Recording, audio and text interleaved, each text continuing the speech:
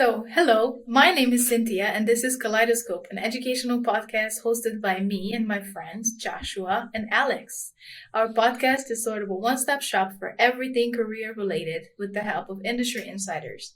We present you with a broad spectrum of professions with as many perspectives through personal testimonies as the colors of a kaleidoscope.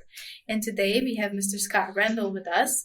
It is our honor to have you. Thank you for coming on. Well, I'm excited to be here. Thanks for inviting me, and it sounds like a useful podcast.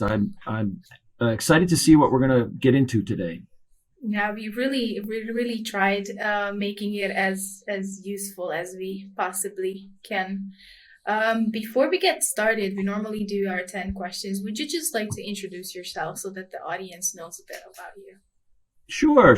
I'm Scott Randall. My current role is co-founder of rainmakers.org. We have developed a crew of artificially intelligent customer robots that students and sales trainees can use for practicing in bias-free, judgment-free, risk-free environments to practice interpersonal communications. Specifically selling. That is certainly going to be interesting. So can we get started with the 10 questions? Yes, let's get started. Awesome. Beach or sightseeing?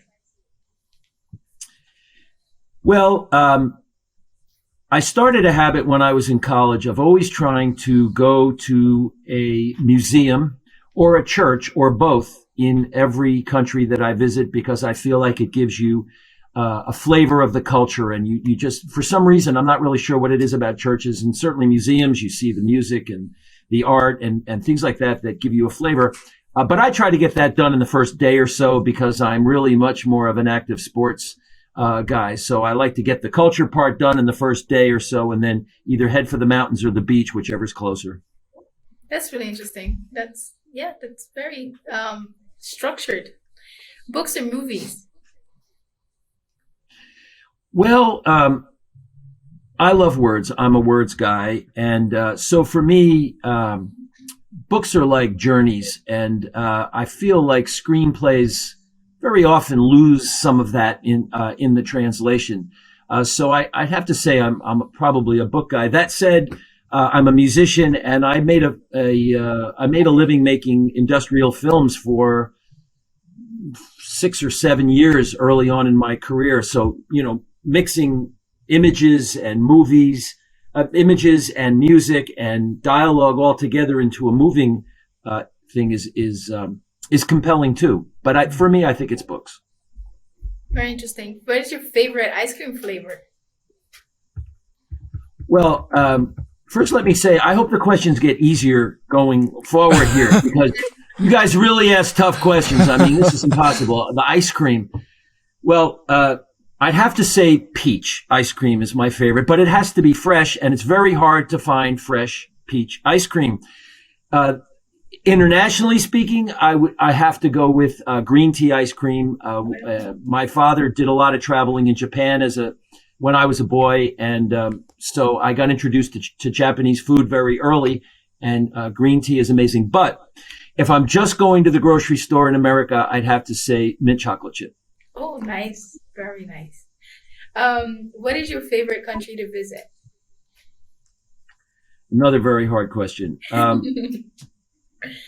Well, I think I would have to say Italy, primarily aside from the fact that my wife is Italian and I now have family there.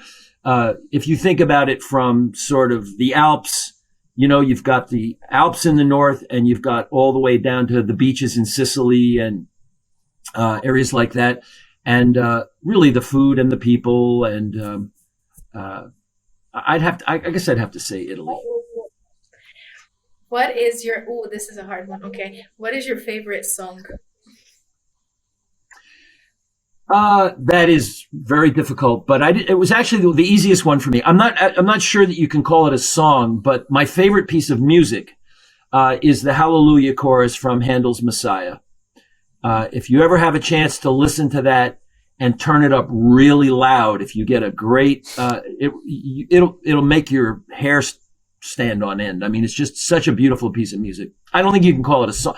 Maybe Handel called it a song, but that's my favorite piece of music. I know what I'm listening to right after this. Yep. Yeah, it's really good. And turn it up. Like, get it, if you can listen to it on speakers, whether it's out in the air, because it was performed in churches primarily, and it's a religious piece of music. But just turn it up Okay. good and loud, Got it. Stranded on an island, what are 3 things you take? After my wife? Things, you mean? Yeah. Well, first would be my wife. The second thing would be, I guess, a guitar, for the soul, sort of, matches. I was a Boy Scout when I was a kid, but I never really figured out that whole, rubbing sticks together. Some people got it. I never did. So I think matches would be helpful, and a knife. I think I'd probably want to have a knife. Very interesting. If you could eat one food for the rest of your life, what would it be? Green vegetables.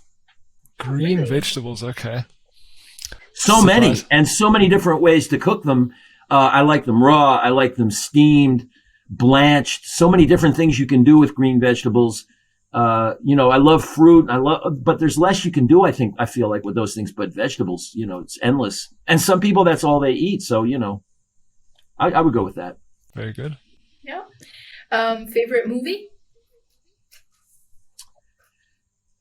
Well, right now, my favorite movie, that's also a hard question, but right now, my favorite movie is The Truffle Hunters. And in case you haven't seen it, it's Giuseppe Tornatore, I think, is the director.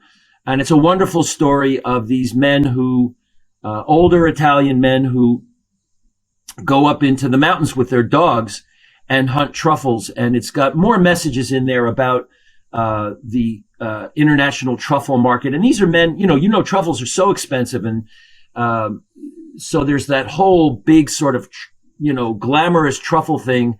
But these are very, very simple men with very loving relationships and these with their dogs, and they depend on their dogs. The dogs depend on them.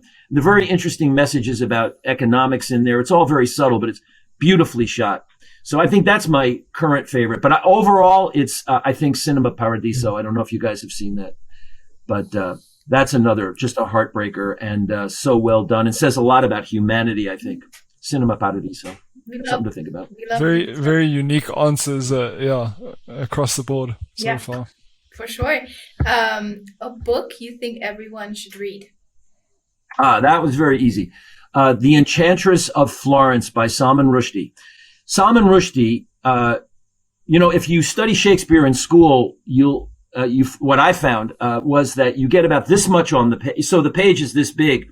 This much is Shakespeare. The rest of the page are telling you all of the stuff that's buried in there, all the references. And it was such dense writing. And I think that's what really appealed to me, because you could read it a million times and get different things out of it each time, depending on how much of the footnoting you read. Salman Rushdie is like, I think, to me, a modern Shakespeare. There's so much in his writing, but it's very, very dense. And if you try to read, Satanic Verses or some of his big works, they really can be, he's a show off. He's a real show off. He knows he's good, and he likes to exercise that. And if you're not in the mood for that, it can be overbearing. But The Enchantress of Florence is about this thick, and it's a way to experience Salman Rushdie without the pain. It's a good little book, and it's a fascinating story. It's an amazing story. I think we really love these book recommendations. Sometimes I feel like I don't know what to read, which is, we always have something. Oh, you could fly right through this. This is like maybe a little bit more than a long weekend, but you could really get through it. And there are very few books by Rushdie that you can do that with. Interesting. And I think he's a genius. So. Last question, out of the 10 questions, 3 people you would have dinner with, dead or alive. Well, it's interesting you say dead or alive, because I think my first 2 choices are driven mostly by the fact that they are getting old, and there's so much there to hear. I think my first choice would be Keith Richards from the Rolling Stones. He's a consummate musician and blues artist. who really, I think is a very deep student of music, and he's getting older. They still tour, but he's getting older. And the other one in the same vein is Joni Mitchell, who I think is probably the genius musician of our time, and has influenced everybody from Prince to, everybody says they're influenced by Joni Mitchell. And she is also, she had some illness a couple of years ago, so I don't know how much time there is really to sit down with her. And then my third choice, I think, would be Stacey Abrams. I don't know if you know her, but she's the voting reform activist from Georgia who really is trying to drive voter reform in America, which is something I believe we really need. And she's a fascinating young lady who I think really made all the difference in the last American election. And I would love to just pick her brain and just hear where she thinks are going, where she thinks things are going, because I think she really has I think she's really tuned into exactly what's stopping those things. Especially interesting. I think that's interesting. Sorry. Go ahead, Cynthia, of course. No, it would be, I think, interesting, especially to see the interaction of these three characters, and then, of course, yourself. Yeah, I mean, to have Joni Mitchell and Keith Richards on the same call would be very interesting. There's a lot of musical stuff there that I don't want to bore your listeners with, but the way they looked at the structure of music, both from a very old blues background and from her background, which was in rural Canada, they came to a lot of the same conclusions. And how did that happen, and they both became so influential. How did they both arrive at the same, he was from a British post-war family, and she was from, again, rural Canada, and yet they both arrived at these same really big musical conclusions. So how did that happen? I'd love to know that, and get them together would be amazing, Yeah. Josh, what were you going to say? No, I was just going to add that I think it's, to find a middle point, I think it would be super interesting to see what they connect on and where they connect, especially with Stacey Abrams in the mix there. I think would be a very interesting conversation. Yeah, it's really, everything about Georgia in the United States says that Stacey Abrams should not be as successful as she is, and yet she is. And so how does that, and how does she see things? So that'd be an interesting dinner. So these were our 10 questions, just sort of to break the ice. So as a co-founder of an AI sales program, how would you explain your job to a 5-year-old? Well, I make friends that you can talk to that will help you have better conversations with your other friends.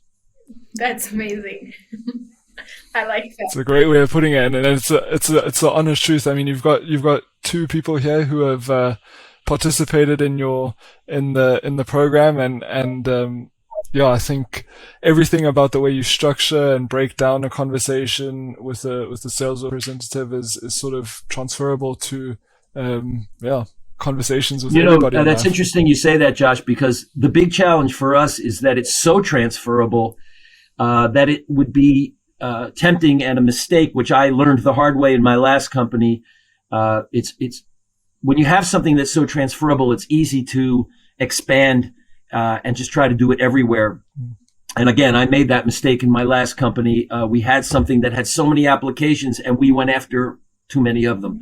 So, with Rainmakers, we're trying to just keep it in sales, because you can imagine that this would be valuable in, patient doctor relationships, or in the courtroom, for things like that. But we're staying with sales, but the temptation is strong, and we're resisting it so far, which is working. No, I think that's and as a child, what did you think you would do in life? Well, I think by the time I think I was old enough to actually have serious thoughts about that, I really thought I was going to teach and teach English. And I did that for one semester. Right out of school, I got a job. A friend of mine's who was a drummer in a band I was playing with, his wife got pregnant and she had to retire. And I got this slot teaching at a private Catholic girls' school. And that was the end of my teaching career because I just, what I found was the kids were great. But I had the parents and the administration, there's so much that gets in the way of education, I found. And I tried to institute sort of spontaneous methods in the classroom that shifted the grade curve. And so the students who were good at gaming the system, they didn't really, I don't really think they were listening until there was a test and they knew how to study. So they went from test to test to test, just doing what they needed to do in time to get a great grade on the test. Then you had other students who weren't doing that, who were actually engaged and involved in the content, but weren't quite as good at gaming the system. So as I made it more spontaneous, that curve shifted and I had a lot of very unhappy parents on my hands. And that cured me of my teaching aspirations quickly. Yeah. So very interesting. Yeah, it's interesting. Would you walk us through your educational background? Because I think you ending up in tech, which is what you're doing, is sort of interesting when I looked at your background. I think about that sometimes because, through Rainmakers, we do talk a lot to students like yourself. And I really enjoy going to the classrooms for that reason, because I enjoy hearing from the faculty and the students and seeing where people are. And so there is always that question about career path. I started in high school writing a lot, and I was following people like Ken Kesey, and writing was going through a big revolution at the time. Stream of consciousness was coming up, and writing was becoming a lot more unstructured. And honestly, I wasn't a very good student because I never did my homework. I loved to read the New York Times and Time Magazine. Every night I read magazines. That was more interesting than doing what I was supposed to be doing. So when I got to college, I majored in English literature because I love words. And I think I ended up with a concentration in a very useful subject, which was old Scots poetry. That's, talk about transferable, Joshua. That's really something you can build a career around. But I've always been a words guy. And if you think about programming, code and AI, it really is. It's a syntax of its own, but it has its own structure like grammar. And so it's really not that different. I think that's because I ask myself sometimes, how did I go from being an English literature student to being a technology entrepreneur? But I think it is about that structure of thought. And that's really what's behind the robots too, is just figuring out what drives the conversation and how do you simulate that in a way around context that makes it compelling for the user, because otherwise you're not really engaged. So it really is about language. So I guess at the end of the day, it's not such a mystery where I ended up. And sort of what pathway would you recommend for those? I mean, you said it yourself, and the listeners also will know now that you started in English and then sort of moved towards this career in tech, and specifically these startups. And I was fascinated when I was reading through your LinkedIn, Scott Randall, for everybody who's listening on LinkedIn. I think this startup idea is so interesting because startups that you mingle in sort of different fields of tech and different industries. So what led you, and what pathway would you recommend to people who want to deal with startups? That's a very interesting question. Two things. So there's the recommendation.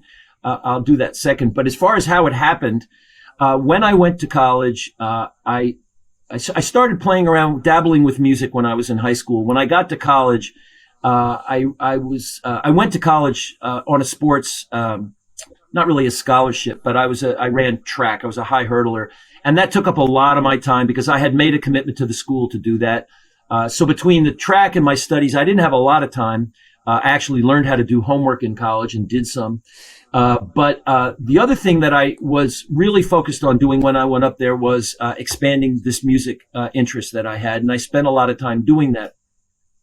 And as it turned out, a friend of mine who was going to school found that there was a budget at the school to publish a book of photography, short stories, and poetry of student work that no one had done for a couple of years. And there was a budget to produce it. You could get it printed and do the whole thing. And as he digged a little further, he found out that there was also a budget to make a student record. And they had done that in the 60s. They had made 4 or 5 of them of student talent making music. And he said, listen, if you want to do this, there's a budget and it's just going to transfer to the next year. If nobody steps up to do it, it's just going to not happen.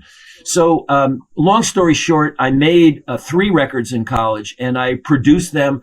And there wasn't really enough music, original student music to go around. So I started writing music in different genres for different people so that different people could play. So I wrote some bluegrass numbers and some jazz numbers and some rock and roll numbers just so that I could get students on the record. So for me, it was the beginning of being an entrepreneur, I think, is putting that together, managing a budget, coordinating people, making arrangements.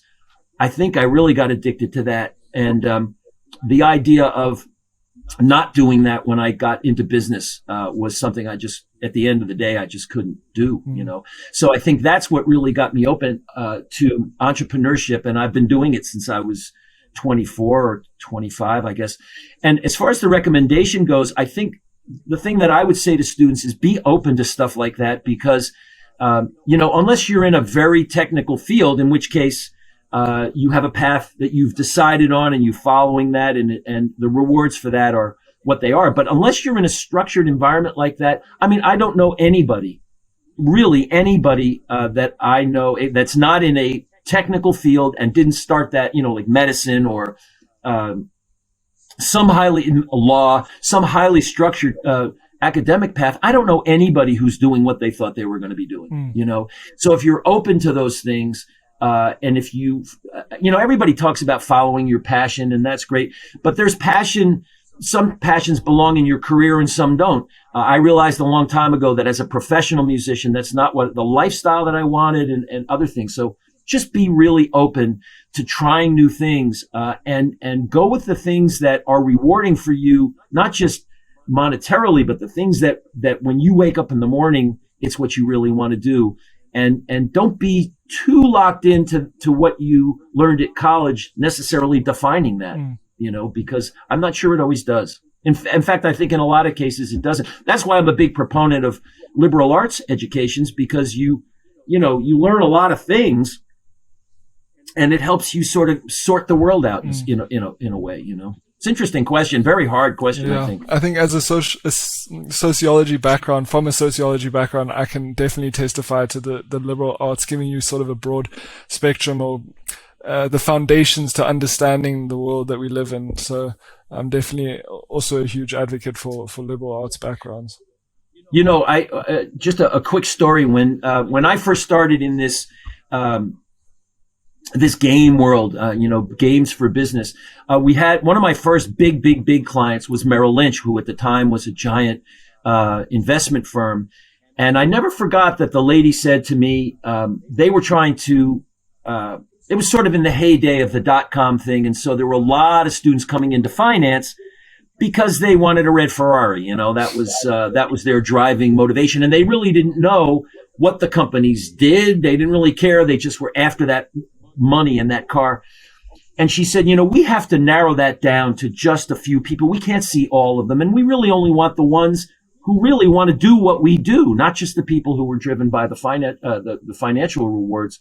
She said, give me a history major or a sociology major who can communicate any day over someone who can't. Because if you can communicate, and like you said, Josh, if you can see the structure of the world and you have this broad understanding and you can communicate in general, they can train you on the rest of it, So they weren't looking for finance majors. They weren't looking for accounting majors. This is a financial firm. She said that's not a high indicator of success at Merrill Lynch. I thought it was very interesting. It really shaped 100%. The way I look at things. Yeah. A question about the entrepreneurial side of you. What would you say that are telltale signs in young people currently, let's say, completing their education or undergoing education that they more belong to that entrepreneurial side of the world rather than being an employee at a business or a big firm? Well, we hear a lot about entrepreneurship, and you have large corporations there are roles called entrepreneurs in residence. You guys will all be perfect candidates for that. I mean, you've started this thing up on your own. You keep it going, and there's a real need in large corporations for the entrepreneurial mindset. But there's a big difference in my view, there's a big difference between the entrepreneurial mindset and being an entrepreneur. And I would caution your listeners about thinking about being an entrepreneur. Think about it really, really, really hard, because it's a very difficult road, and it requires multiple skill sets that have nothing to do with being an expertise in a subject. I remember I joined I'm not a big joiner of organizations, but I did join an organization that is now called TEC, TEC. It used to be called Vistage, and it was a way for entrepreneur CEOs to meet together once a month to talk about issues. And one of the people that came to speak to us said, you can be an expert in your subject. It's like being a teacher. What they always say is, just because you're great at it doesn't mean you can impart that to somebody else. It doesn't make you a good teacher. Because you're a good swimmer doesn't mean you can teach people how to swim or have any ability to do that. Entrepreneurship is really very much like that. Just because you're really good at something doesn't mean you're ready for the entrepreneurial lifestyle, because it's tough. It's very, very tough. It's tough on you. It's tough on your family. It's tough on your ability to have stable plans. It's thrilling. It's really, really thrilling. I mean, I wouldn't give it up for anything. I can't stop, actually. But really think about it before you decide to go out on your own. And if you do, the most important decision you'll make, in my view, is who you partner with. I'm very lucky to have literally the best partner in the world in Dr. Stephanie Boyer. And I've had partners that weren't so great. I've had great ones. But it makes all the difference, and it will define your life. That choice that you make up front, if you decide to become an entrepreneur, they say partners are for dancing, and there's a reason for that. It's that person is going to become such a part of your life that you need to be very careful. But I don't want to discourage your listeners, because entrepreneurship I've made my life doing it. I wouldn't give it up for anything, but it's a big, big choice. I don't think people realize a lot of the life implications that come with the inconsistencies of entrepreneurship. Have big successes, but you can have big failures. And you watch all your friends on a steady path. A lot of my friends are retiring now and, playing golf and whatnot. And I'm inventing robots. So what does that say? I don't know. Have to ask young them. Young at heart. Yeah, something like that. Or crazy, or, I don't know. Yeah, I think... that's very interesting to have Alex, go ahead. Point of view.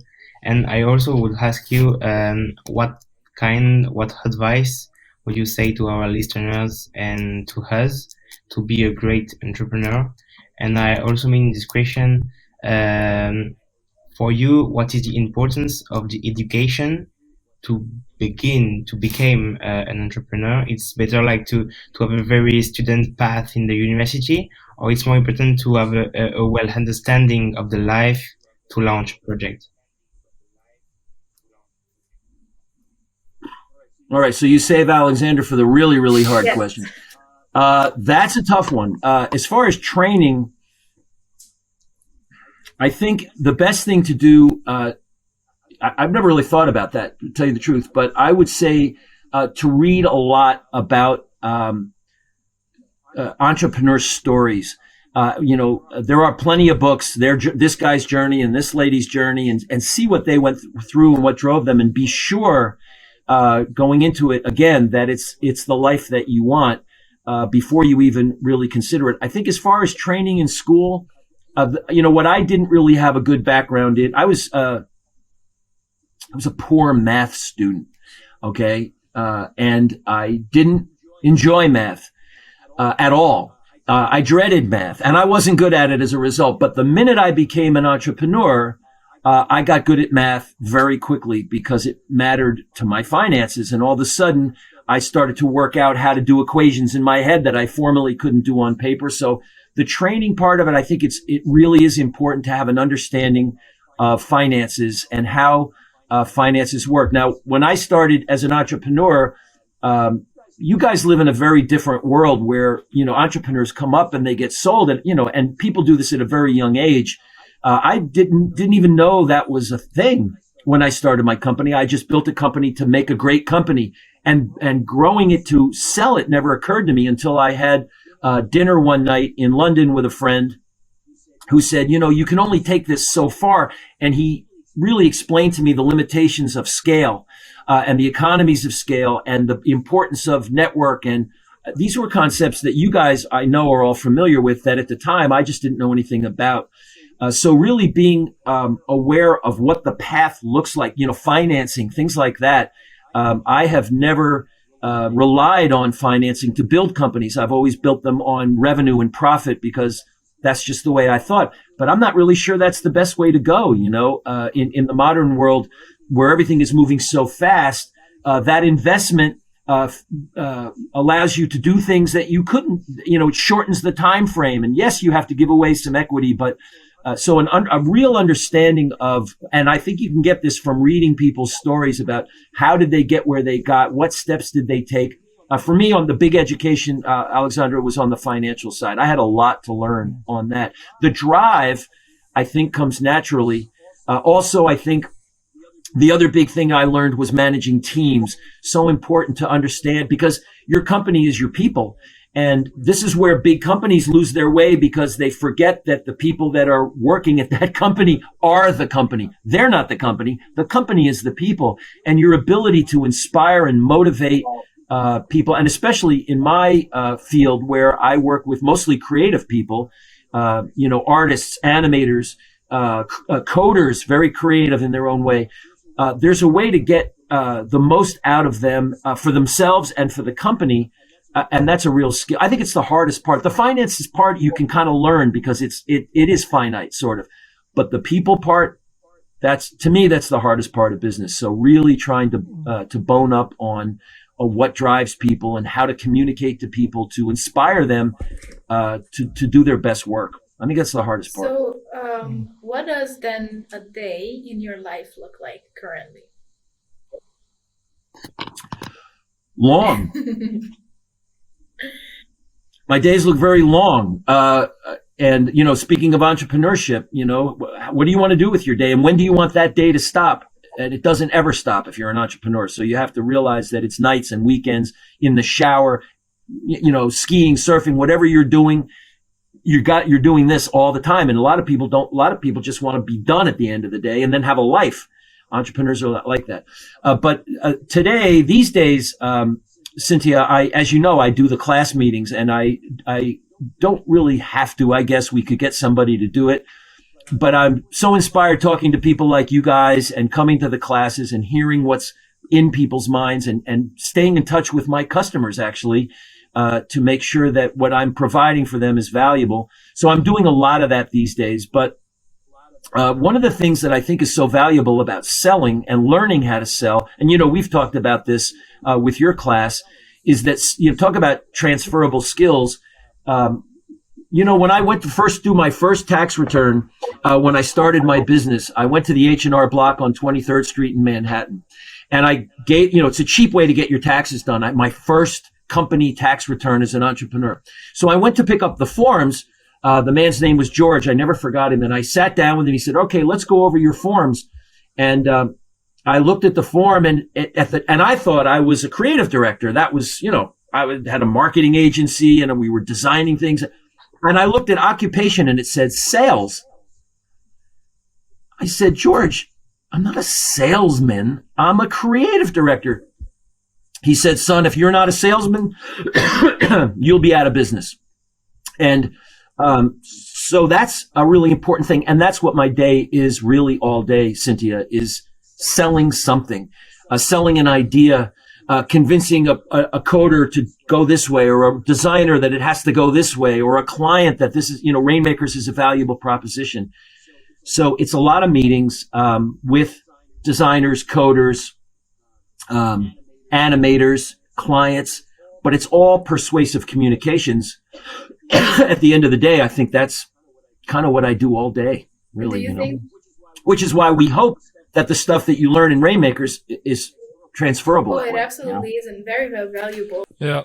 And do you think you sacrifice some authenticity by through persuasive communication, or do you think there's a way to communicate with people where it's you remain 100% authentic and yourself and yeah?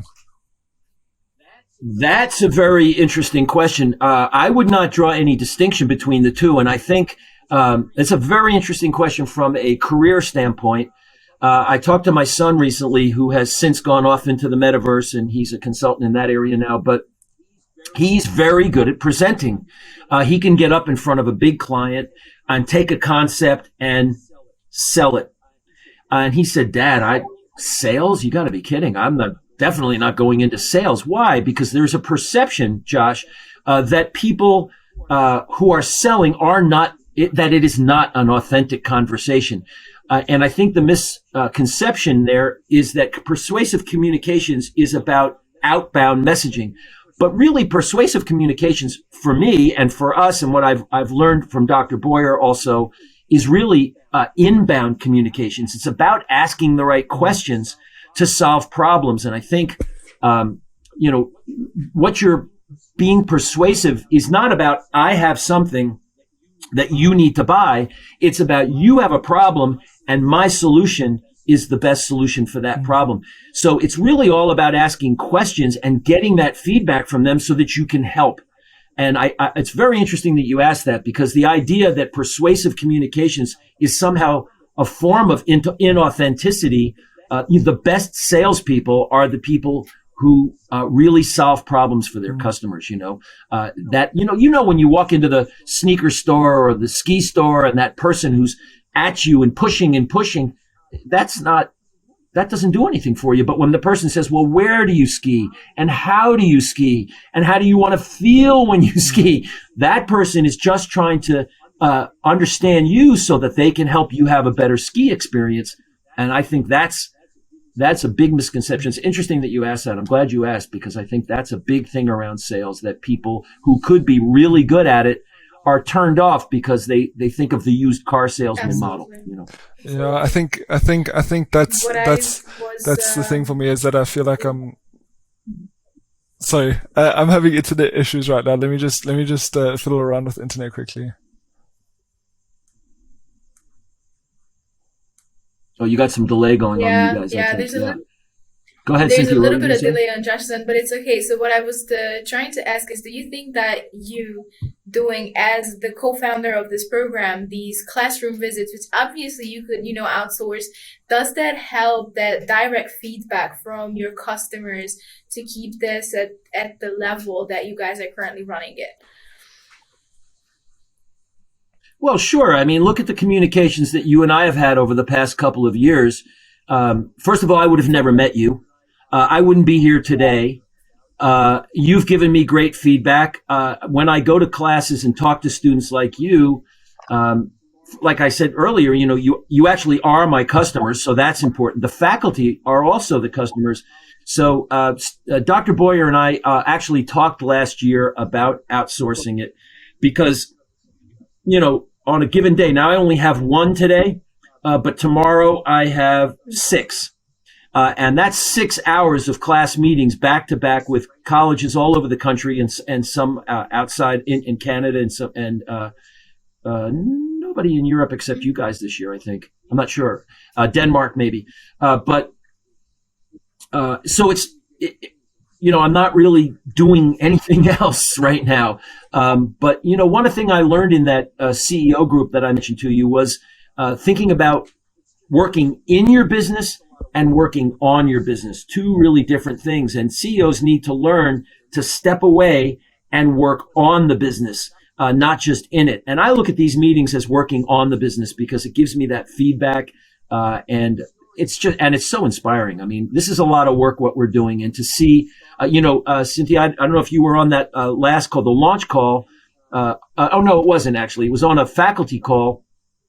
we have the Speed Cell program, and one of the faculty shared a story about a student who was asked by an interviewer to tell her story using the STAR method. I don't know if you guys have taken that one, a lot of students don't even know what that is.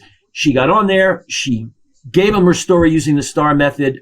She got the job, but they told her afterwards that she was the only student that they interviewed who even knew what it was. And when I hear those stories, it's worth it to do it. And it's kind of market research in a way. So I don't think we'll be outsourcing this while I'm running the company. So you think that some of that feedback, valuable feedback, would be lost if it was a third person doing it? Yeah, I used to have a friend in Connecticut who had a promotion agency, and he would charge $10,000 a day to walk Fortune 500 CEOs around a shopping mall. Interesting. That's how out of touch these guys were with their audiences. $10,000 a day, and he would walk them around and say, see what the kids are wearing, that's what's going on here, and see how this is happening, and these guys, they're way up at the top, and their customers, they have no idea. And so they pay people to do these immersions into their customer base so they can understand what business that they're in. So I have the opportunity. I don't have to pay for that. I could just get to see you guys for nothing, so. That's really exciting. Speaking of financial decisions, you were telling us how that you guys are currently deciding to just stick with sales. How do you make that type of decision when you know that you have such an amazing product that you could really use it anywhere and everywhere? How do you make that decision on where you're going to focus? I learned it the hard way, honestly. It's not any genius on my part. The last company that I founded, we invented a platform for video reviews for e-commerce. And you could just, on your phone, you could go to the e-commerce page and you saw a product, just like you would hit a button and type a text review, you could just hit a button and it would open the camera up right on the page and you could leave a review. And we started off in running shoes, and we had an amazing launch. We had an amazing first client, huge success. And instead of just staying with that and proving it out, we needed to prove the model completely, and then people can see the scale. And we saw the scale and started to expand. And a lot of that, honestly, goes back to Alexander's question about things to learn. Financially, our investor base was pushing us very, very hard to show revenue. And they were primarily New York investors tend to be that way. They tend to be very revenue focused. Whereas if you go to Europe or you go to California, they're much more about the vision of where it's going and what's happening. And they want you to build quickly and grow and explore your vision. The New York investors tend to be very revenue based, and they were squawking about revenue. And so we made a unfortunate decision to expand because there was more opportunity to bring money in from a wider client base. And it was a big mistake because we got spread too thin. So for me, it's been easy. It can be a hard decision to make, but this time around, we're really sticking with this sales thing. We're just going to stick with it. And if I could just come back to the when you were speaking about your network, how do you differentiate between people in your network and people you want to be partners with? What are those traits of partners that you look for that maybe the rest of your network doesn't have? I think the network question is very interesting. I was very late to adopt LinkedIn because I got a lot of invitations, and I still get them from people who are just trying to expand their network, which I appreciate. But my network, one of the things that I bring to the table is a network that I've developed over the years of really, really top people. And my team at Rainmakers, I've been working with them most of them for years, and they do it because it's really, really hard. And, being connected to those types of people is very valuable. So, the LinkedIn thing is great, and you should do it. Every student should get their network going because that's how business happens. It is who you know. But your question about the quality and the profile of that network is a really good one. I think from a partner standpoint, there's a thing called strategic partnerships in business. You guys know that. And, what does that mean? What I learned at an early age with that is that in a business partner, they do what they do and you do what you do. And that's going to be their priority no matter what. And the only reason that you want to partner with somebody if what you do is a mission critical, integral part of their success. If they can succeed without you and it's incremental to what they do, I don't do that anymore, because I have learned that, think about it from a sales standpoint. You've got a woman out there, she's selling for a company. She's paying her mortgage and putting her kids through college, paying that product, okay, selling that product every day. She knows it well. It's her page. Now, all of a sudden, her CEO comes and says, well, Cynthia, we've got this partnership with these other people over here, and we can add that to our offering. Well, if you were her, where would you concentrate, on the thing that is going to be that well? Are you, even if this thing looks great, are you going to put your time and your energy against that? You have to be really careful. My first big corporate partnership was actually with Siemens Nixdorf out of Germany. And we had a very good relationship because they wanted to bring interactive devices to the United States, kiosks and, tabletop interactive hardware. And we had interactive software. So they needed software. We needed hardware. We had a great relationship, and it was successed. But that's very hard to find, Josh. People make partnerships because they like company. They like to put logos on their websites. But I think you have to be super, super careful about just make sure that partner company, like I say, that what you do, they have to have it. If they don't have to have it, you're a nice to have. You're probably not going to get anywhere. That's that's interesting. That's really interesting, because I think it's very important to have a very good network, speak with friends or person that you can take some benefits. And I have another question is, when you launch your product, your startup, for me, the purpose is to make sense, to have a project to make sense for you.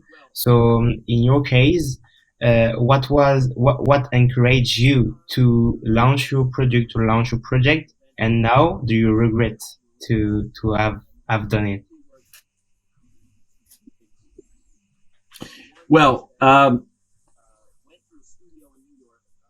when I noticed you had a question on your list about, an event that happened that sort of turned you around on your business career. And it really was two things. One is that I went to a studio in New York for a friend of mine who was making big multimedia shows. And he had an Apple SE80. Look that up someday. See how far back that goes. And I was watching him work with a mouse. To you guys, I know you're laughing. Well, it was the first one I had ever seen. And it changed. I saw the world change like that. The whole world changed. And I realized that this was it. And then I had, as I said, I have two boys. And when they were young, I was watching the way they were consuming media. And they were watching TV. In America, on Saturday morning, they have cartoon shows for the kids. And back in the day, the advertisers were very smart. They hired the same studios to make their commercials that were making the shows. So to the kids, it all looked like one big TV show, and the characters, they didn't know the difference between the Trix Rabbit and Donald Duck, because they all looked the same. It was a brilliant strategy. But I was watching my boys watch these shows while they were playing with their Game Boys, and I saw this transition away from passive media into interactive media, and the power of games. And that's what shaped my whole career. And I've been doing that ever since. It got to a point with the games where I couldn't take it to the next level, which was what we're doing now, which are these actual contextual, live, voice-driven interactions. Everything was choices. Somebody said something, you got three choices, you picked one, then they said something else, you got three choices, you picked one. And I took that as far as I could take it. And a lot of people still doing that today. But I wanted to do this back and forth, contextual, intelligent communications. When I met Dr. Boyer through a friend, I went up to see her at school, and she was running a sales competition, a live competition where you come in and you pitch for 15 minutes to a live person. And she had two challenges. One was She said, I have 100 students in my sales class, and I teach them all these concepts, but unless they can practice them, first of all, I have no way of knowing if they learned it. And B, they're not going to learn it because it's theory. And, education focuses a lot on theory, not always on hands-on, which is what I think is great about what you guys are doing and the topics that you're exploring, is what is that hands-on connection between the business world and the academic world? So she said, first thing is they need practical hands-on experience in the doing. Okay, that was number one. And her other challenge was, we go to these competitions and the same people win all the time. Why? Because there's a lot of bias in that human interaction. Gender bias, racial bias, all kinds of bias. You're dealing with human beings. There's always going to be bias. She said, if we could get people on a level playing field and make it free so everyone could do it, then everyone could have an equal shot at proving their performance. That was really, for me, the only way to do that was mobile. And the only way to simulate what she was doing was to have it driven by voice with an AI background. And so we decided to launch the company and do that. And I have no regrets. I mean, it's an amazing thing. This what, remember you asked the question before about what would you recommend to students? You have to be open to this. I did not see this going down the road of sales competitions ever. I mean, I had no idea about that. But when I saw her problem, I knew I could solve it. And it's very hard to solve her problem, but I knew I could do it. I knew I had a team that could do it, and they have. So I have no regrets at all. It's been really an opening journey. And the whole sales process thing, I never had a sales process. Nobody ever taught me that. I never learned that at school. They didn't have sales courses when I went to school, and I probably wouldn't have been smart enough to take one if they'd had them, because who knew you needed sales, So I've learned a lot just doing this. Now I have a process, and it actually works, I think it's only appropriate to ask, so where do you see yourself in Rainmakers in the future? I think if we can, what our team constantly works on, Cynthia, is making those conversations more contextual. Back to Joshua's question about authenticity. Make them authentic, make them real, make them contextual, make them closer and closer and closer to real interpersonal communications. And I mean, this is what's scary about AI, right? And you Europeans are really leading in the monitoring of AI, which is very important. And it's not really a priority here in the States, and it needs to be, because AI is very powerful if it's not used properly. And European countries are watching this closely, and that's a good thing. So that's important. But just to be able to simulate these things more and more, to get them more authentic and more real and more contextual, so that people can learn more from them. I think that's where we really want to go. But we won't be expanding into other areas while I'm running the company anyway, or while Dr. Boyer and I are running the company, I should say. Oh, I could easily stay here for hours. I think there's so much to learn from you, and yeah, I have many more questions, but as you know, you.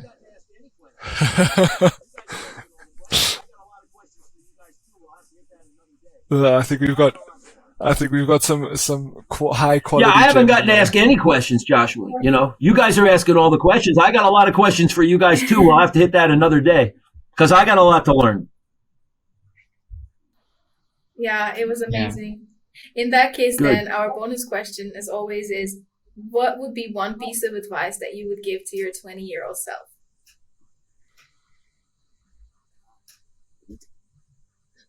Wow. I think you got me on that one. Wow. I'll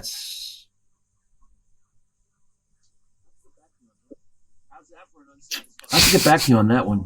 How's that for an unsatisfying answer? That's really hard. I think, I think I was very lucky to have people in my life when I was young that had their values in the right places. And for me, everybody's driven by different things. For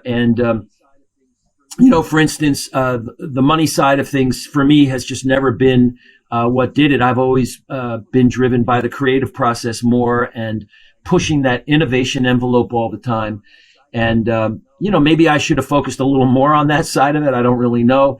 But I think it's, that's a very hard question. It's not like I didn't learn a lot since I was 20, but that's a tough one. That's a tough bonus. I'm glad you didn't ask that one first. So then we'll just have to tune in for episode 2 with. Yeah, we'll have to tune in another time, and hopefully I'll have an answer to that one. Thank you so very much for coming on today. It was incredibly, incredibly insightful, and I really enjoyed speaking with you. Well, thank you guys. I have to say congratulations on doing this. I know you're bringing tremendous value to your listeners, but what a great experience for you guys to coordinate this and to be on the air broadcasting to an audience like this. You should really be proud of yourselves, because this is going to be foundational as you go into your careers. You'll remember these days. And so congratulations on everything you're doing. Thank you very much. And thanks for having me.